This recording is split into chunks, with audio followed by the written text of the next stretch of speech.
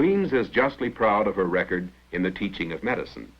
The medical school first opened in 1854. Since that time, the Queen's diploma has become a familiar sight in waiting rooms all across Canada. The medical school has an affiliation with the Ottawa Civic Hospital and 4 Kingston hospitals. This affiliation means that medical students have the opportunity to benefit from personal observation of interesting cases and to receive instruction from practicing doctors. It is this contact with leading men, whether they are doctors, engineers, philosophers, linguists, mathematicians, theologians, or humanists, that is such an important part of a university. Of course, at a university like Queen's, each student is in close daily association with others who have differing views, interests, and aims. In this one class in the Faculty of Arts, there may be students majoring in English, history, Latin, science, physical education, commerce, industrial relations, mathematics, nursing. As their studies advance, students come in closer personal contact with each other and with their professors. Academic discussion is always most fruitful under the stimulation of the intimate interplay of keen minds. Advanced teaching aids, too, play an important part in certain studies. This modern language laboratory greatly facilitates the learning of a spoken language. The equipment can be used in many ways. Voyons que je vous prenne votre température. Voyons que je vous prenne votre température.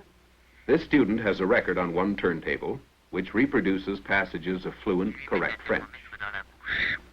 Ils lui mettent un thermomètre dans la bouche. Bon, c'est tout. Maintenant, vous pouvez écouter ce que vous venez d'enregistrer. The student can record her own version.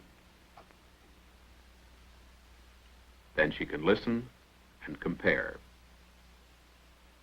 But whether held as lectures, seminars, or labs, Queen's classes are far more than a matter of physical surroundings. During the fine weather while summer school is in session, one often sees professors emulating Socrates and teaching beneath the trees.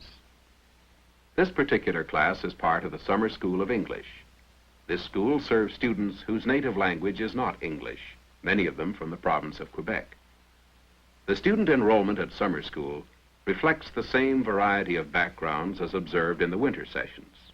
Many of the courses are the same, though others are offered of a different nature.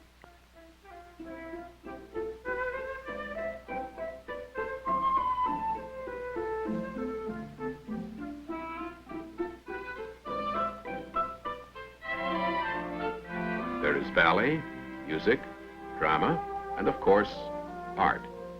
Just as the Kingston area offers ideal conditions for the geologist, so does it present the artist with a great variety of interesting subjects. Many summer courses are taken by people merely wishing to extend the scope of their experience, though the majority of summer school students are also aiming at a degree. Summer school enables teachers and others to meet the residence requirements for degrees taken in part extramurally. The graduate student finds ample opportunity at Queen's. Extensive research work is carried on in many departments. Radioactivity plays its part in botany and also in physics, where the synchrotron is an example of the unusual facilities available. Installed in 1950, this machine is the only one of its kind in Canada.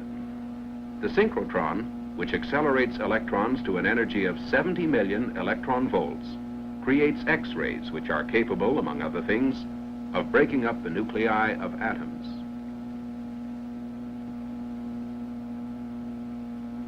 The machine is buried beneath ground level so that the surrounding earth acts as a radiation shield. It is operated remotely from a control room above. There are many uses to which such a machine can be put in this age of intensive nuclear research. A less glamorous but representative and important bit of research is underway in the Queen's Hydraulics Laboratory.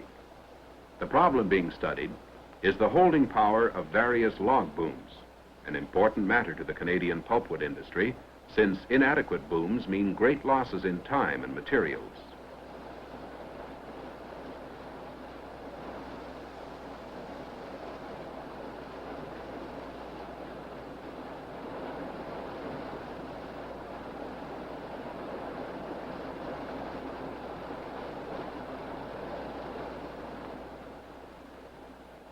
Out of this research may come new designs for pulpwood booms.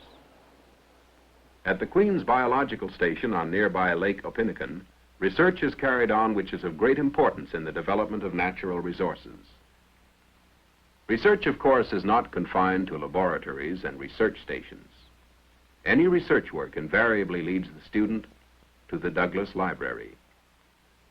Here, all students, undergraduate or graduate, members of all faculties, study on common ground.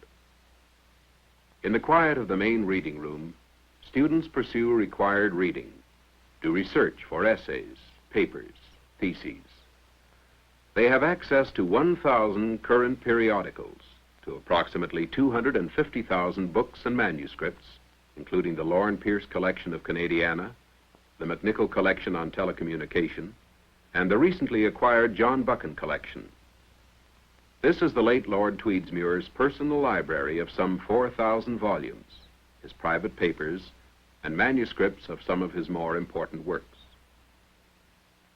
The books of great thinkers, a desk, and a quiet room. These are facilities more important to fine scholarship than any others.